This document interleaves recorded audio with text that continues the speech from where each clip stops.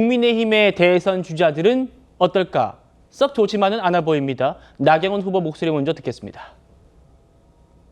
본인이 직접 입장을 좀 밝히는 게 바람직할까요? 그러니까 조금 저는 지금 현재의 한덕수 대행의 모습은 굉장히 적절하지 않다고 봅니다.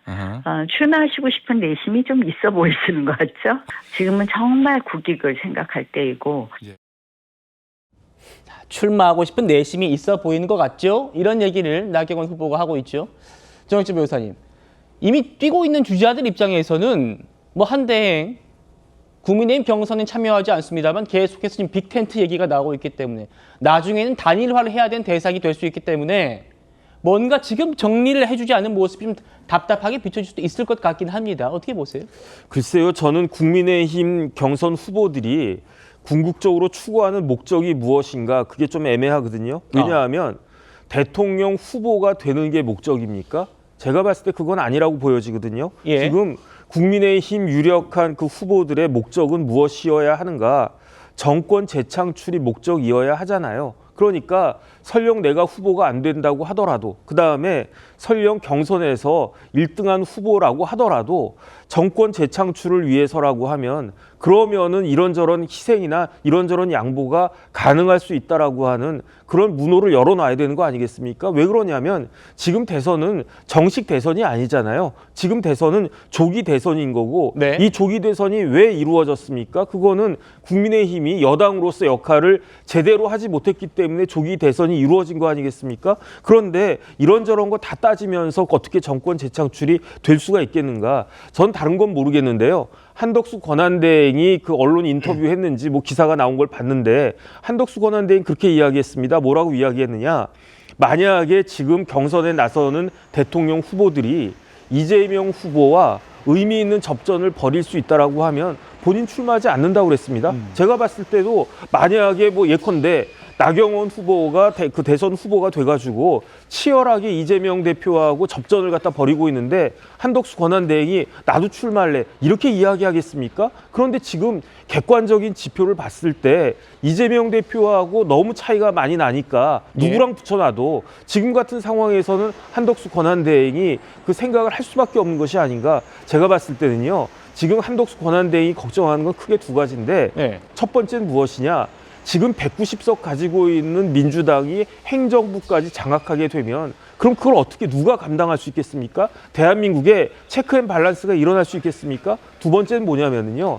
지금 대한민국은 불행한 헌법을 가지고 있는 거예요. 대한민국 지금 87 헌법이 얼마나 그 허술하고 얼마나 잘못된 것인지는 지금까지 38년 동안의 역사가 다 보여주고 있는데 지금이야말로 개헌의 적기인데 개헌을 하겠다라고 한 사람이 있을 수 있습니까? 이런 것들 종합적으로 봤을 때 한덕수 권한대행이 진짜 출마를 할지 안 할지는 모르겠지만 고민할 수밖에 없는 그러한 상황을 정치인들이 만들어 놓고 지금 저렇게 말씀하시는 거는 적절하지 않은 것 같습니다.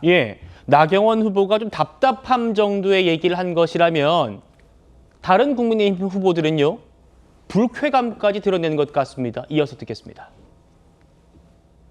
한덕수 대행 선거를 중립적으로 관리해야 하는 관료입니다. 그래서 거기에 대한 명확한 입장이고 뭐고 할 필요가 없죠.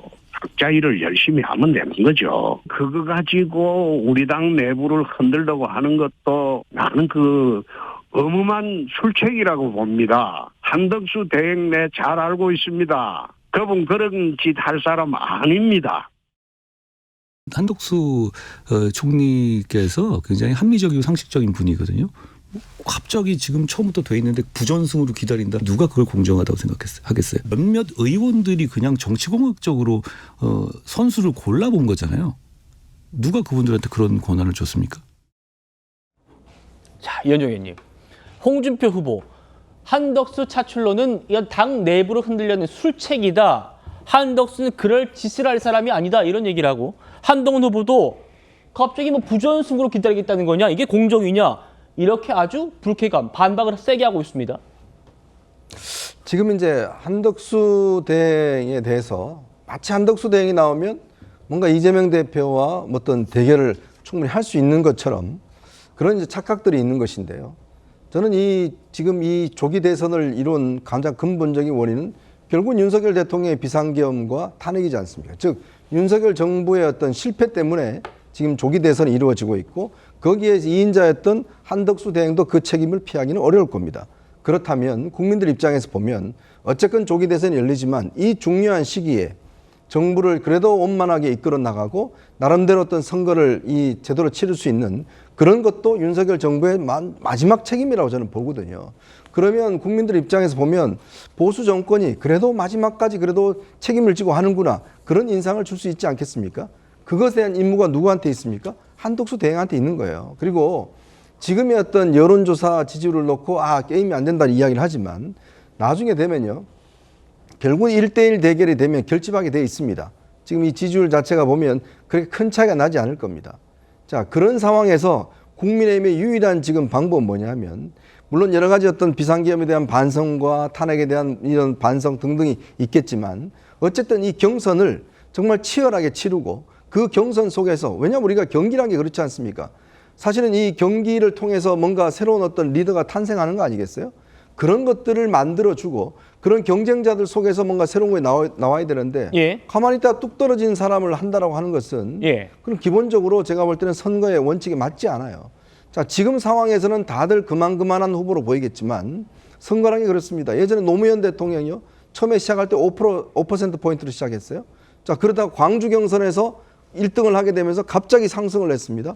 결국 그렇게 해서 대통령이 됐잖아요. 선거란 게 역동적입니다. 자, 그러려면 정당에서는 이 경선을 제대로 치러내고 정말 치열한 토론을 통해서 반성과 변화를 통해서 국민들에게 정말 국민의힘이 정권 재창출을 해야 되겠다라는 모습들을 보여주는 게 가장 중요한데 지금의 모든 관심은 다 한대행으로 가고 있어요. 자, 우리도 지금 이 뉴스를 할 때 처음에 한대행부터 다루지 않습니까? 국민의힘 경선은 다루질 않아요. 자, 그렇다 보니 뒤에서 다룰 겁니다. 지금 후보들 입장에서 뒤에서 다루잖아요. 후보들 입장에서 보면 이 경쟁에 집중하고 국민적 관심을 집중시켜야 되는데 지금 관심도를 딴 데 하고 있는데 이 딴 데 관심이 과연 그러면 확실한 거냐? 그것도 아니거든요. 예. 그런 관점에서 볼 때는 자, 그럼 이러다가 한대행이 나중에 나는 출마하지 않습니다 라고 해버리면 그 다음에는 뭐 어떡하죠? 방법이 없지 않습니까? 그러니까 이제 요구하는 것이 그러면 경선에 참여하든지 아니면 정말 본인의 뜻을 밝히든지 이런 식으로 해야지 지금의 경선도 흥행도 안 되고 그렇다고 한대행도 본인이 권력 의지가 분명히 있는 분도 아니고 예. 또 확실하게 출마해서 된다는 보장도 없고 이런 두 마리 토끼를 전부 다 잃어버릴 가능성이 있기 때문에 지금 아마 국민의힘 후보들은 걱정을 하고 있는 게 아닌가 싶습니다. 예.